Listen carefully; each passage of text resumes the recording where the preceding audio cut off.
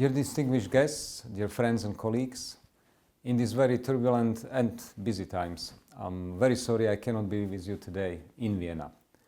First, let me extend congratulations to organizers who keep the macro-regional and cross-border cooperation high on the agenda for European and regional stakeholders, both from public and corporate side.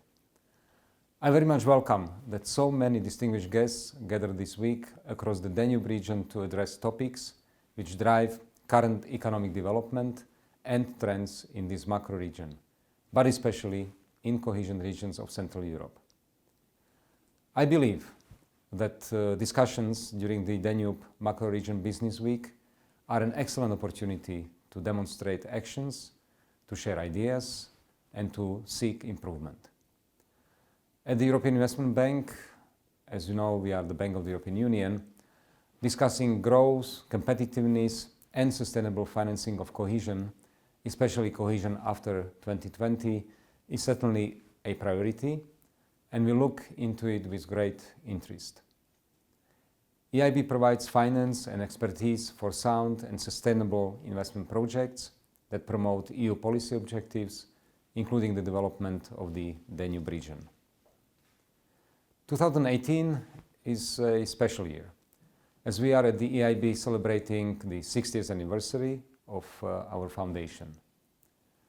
The EIB was created to enhance cohesion across Europe by financing projects in less developed regions, to help modernize Europe's economy, and to fund projects of common interest.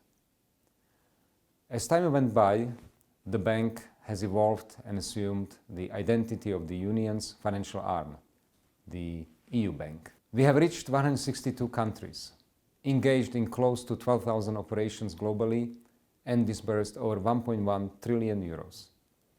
This has mobilized up to 3 trillion of investment, a very efficient use of EU resources.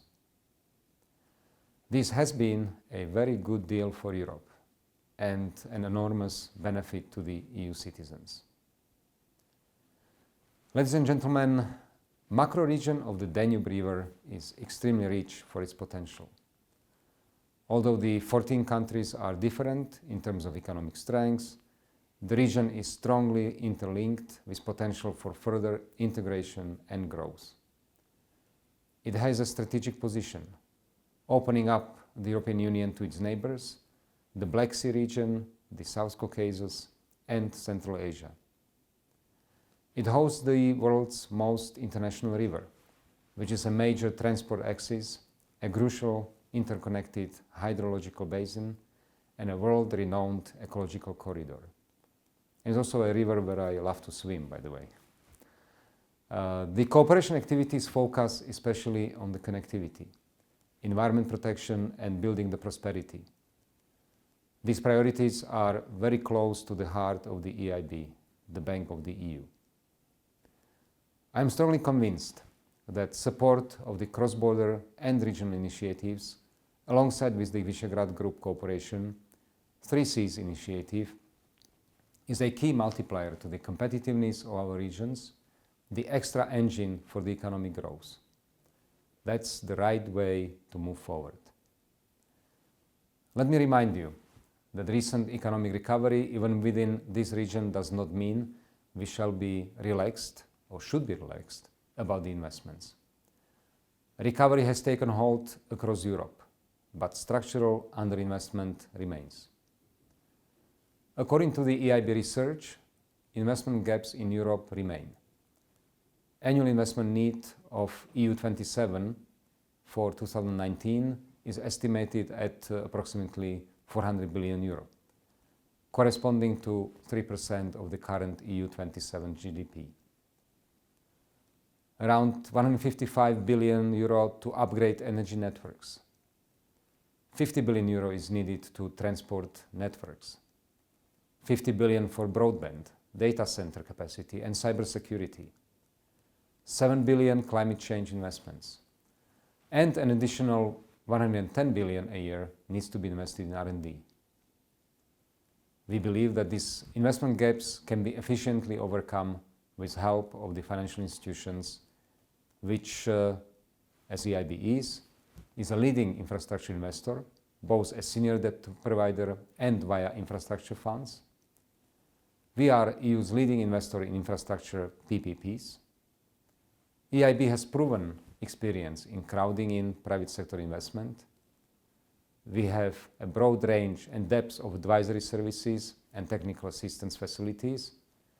And EIB has tried and tested fund management capability as well as specialized fund manager selection processes. Nevertheless, the regions, which are the beneficiaries of our support, have to clearly define their investment priorities and act accordingly.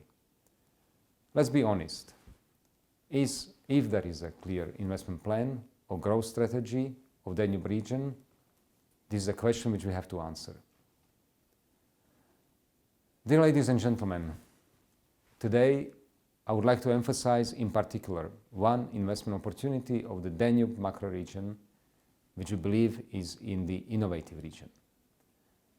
Indeed, the future of convergence is in the modern and smart cohesion, including the smart and innovative investments into cities and regions. Convergence has already been robust across all European countries. There are, however, still cities and regions struggling in their pursuit towards the European average. Many second-tier European cities, especially in the Danube region, struggle to keep up with the developmental pace observed in metropolitan hubs around the world. Smart cities are particularly important as future hubs of investment and talent with impact on growth and jobs in the economy.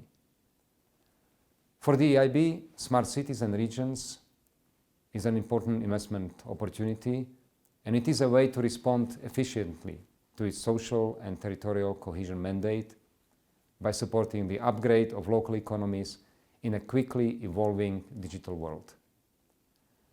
Cities and regions are key partners for the EIB. The EU Bank supports projects to make cities more sustainable, inclusive and more competitive. Given the region specifics with portfolio of variety small-scale projects, we are currently designing the investment platforms in the Danube region to address these investment needs at national level with the intention to crowd in the private investors. Especially in the next financial framework in the EU, in the post-2020, we need to achieve more and better with less for cohesion envelopes, with less grants, which are shrinking. And the EU Bank is ready to continue to take responsibility for mobilizing investment supported from the EU budget mandates. We as the EU Bank don't offer only financing. The EU Advisory Hub has become a gateway for project advisory across Europe, especially with our programs such as JASPERS, URBIS, EPEC or ELENA. Ladies and gentlemen, the many years of crisis that lie behind us, the financial crisis, the euro area sovereign debt crisis, the migration crisis and the challenge of Brexit, have put Europe to the test. National interests of member states have regained prominence, and policy debates are often dominated by questions of distribution rather than efficiency. However, today, maybe even more than ever, Europeans share a common destiny. In order to preserve its strength, the EU economy needs to be at the global innovation frontier. So, let's unveil together the idea of the Danube Valley. Frontrunners such as Danube region countries may, of course, benefit from their expertise and be better equipped to make the most of what this innovative way of financing has to offer in the near, short and long-term future. Thank you for the attention, and I wish you all very fruitful discussions today and a wonderful stay in the beautiful Vienna. Thank you.